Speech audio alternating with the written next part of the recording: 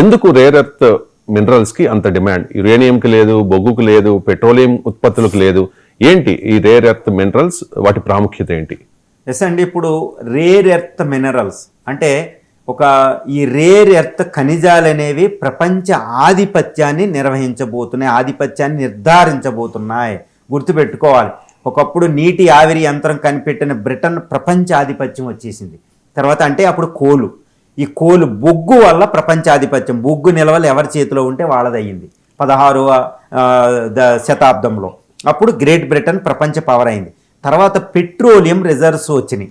ఈ petroleum reserves వచ్చిన తర్వాత 19th సెంచరీలో 18th సెంచరీలో మొత్తం పెట్రోల్ చుట్టూనే ప్రపంచాధిపత్యం, ఎందుకంటే అది ఎనర్జీ, శక్తికి అది మూలమైంది.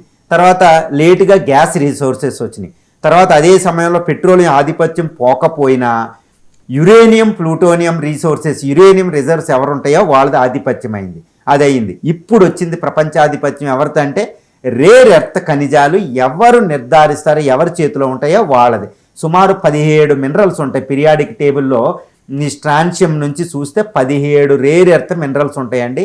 ఈ మొత్తం 17 ఖనిజాలు ఎవరి దగ్గర ఉంటే వాళ్ళదే ప్రపంచాధిపత్యం. ఎందుకు ప్రపంచ ఆధిపత్యం అంటే, ఏదో కోల్ అంటే ఎనర్జీని ప్రొడ్యూస్ చేస్తుంది, పవర్ని ప్రొడ్యూస్ చేస్తుంది. అదేవిధంగా పెట్రోలియం తర్వాత ట్రాన్స్పోర్టేషన్కి, ఎనర్జీకి, వీటికి అయ్యింది. ఏది యూరియా తయారీకి అంటే పెట్రో కెమికల్స్ ఇండస్ట్రీకి వాటికి పెట్రోలియం అయింది. తర్వాత గ్యాస్ అయింది. తర్వాత ప్లూటోనియం, యురేనియం ఏంటంటే మొత్తం న్యూక్లియర్ ఇండస్ట్రీ,